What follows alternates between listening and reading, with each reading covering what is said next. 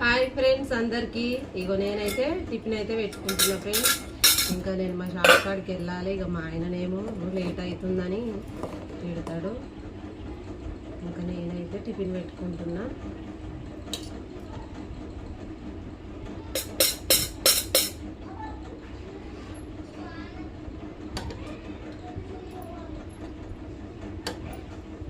నేనైతే టిఫిన్ పెట్టుకున్నా.